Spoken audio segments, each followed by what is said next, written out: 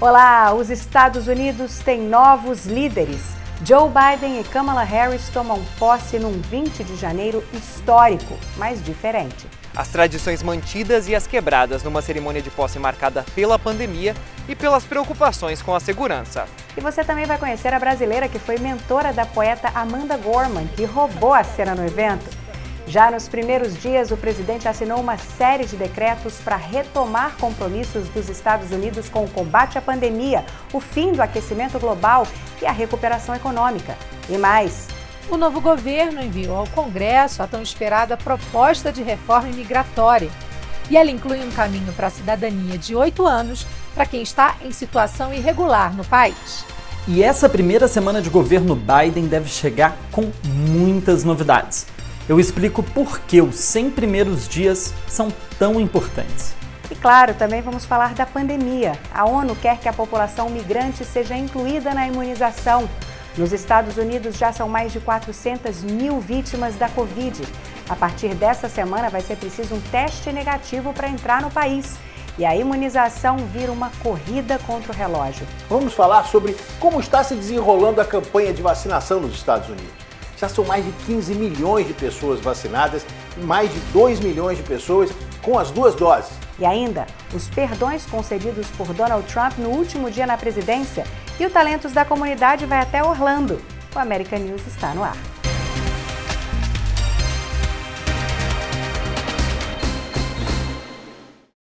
Foi uma transição tumultuada. Pouco mais de 2 semanas atrás, houve uma tentativa de impedir que a vontade dos americanos fosse respeitada com uma insurreição no meio da oficialização do resultado no Congresso. Mas como dizem os juristas, dura lex, sed lex. A lei é dura, mas é a lei. E seguindo a Constituição, os Estados Unidos têm um novo presidente e uma vice-presidente. O repórter Robin Siteneski foi até Washington e acompanhou a posse de Joe Biden e Kamala Harris. Mais de 30 anos depois da primeira tentativa, Joe Biden assumiu a presidência dos Estados Unidos. A cerimônia de posse aconteceu no mesmo local atacado por terroristas domésticos 2 semanas antes. E um dos destaques na segurança do Capitólio em 6 de janeiro, Eugene Goodman, serviu de escolta para a vice-presidente Kamala Harris. I, Joseph Robinette Biden Jr., do solemnly swear. O juramento, feito com uma bíblia de família usada pelo presidente em 2 posses como vice e 7 como senador, foi seguido por um discurso de união. Biden contou em 21 minutos as 2 histórias que o discurso tradicionalmente desenha. Ele definiu o país, uma nação polarizada com problemas sérios, mas que podem ser resolvidos.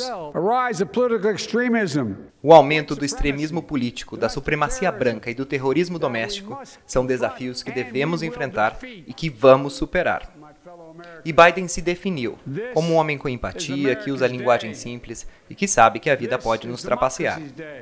Com uma mão para os céus, Kamala Harris fez história, se tornando a primeira vice-presidente americana, sob o olhar de Hillary Clinton, que há 4 anos tentou alcançar a presidência. Na plateia também estavam todos os ex-presidentes vivos, com exceção de Jimmy Carter, que tem 96 anos e não foi por motivos de saúde. Donald Trump se tornou o primeiro presidente em 150 anos a não participar da posse do sucessor. Dessa vez, o clima de festa foi substituído por cautela. O presidente americano mais votado da história tomou posse quase sem público. E o perímetro de segurança aqui nos arredores do Capitólio ficou conhecido como Zona Vermelha, lembrando a área ocupada por forças americanas em Bagdá no começo da Guerra do Iraque. 25 mil homens protegeram a capital americana, que normalmente receberia 1 milhão de turistas. A falta deles fez a cidade perder cerca de 3 milhões em receita de imposto e a indústria hoteleira deixou de arrecadar pelo menos 10 milhões. As recepções pós-inauguração, organizadas por comitês políticos, geralmente levantam 70 milhões para o partido do novo presidente. Em 2021, elas foram substituídas por celebrações virtuais, com estrelas da música transmitidas pela televisão, menos lucrativas, mas mais inclusivas. Na quarta-feira, o garoto de Scranton, na Pensilvânia, que sonhava e contava para os amigos que ia ser presidente, terminou a noite admirando um show de fogos de artifício, feliz como uma criança, na varanda da casa nova.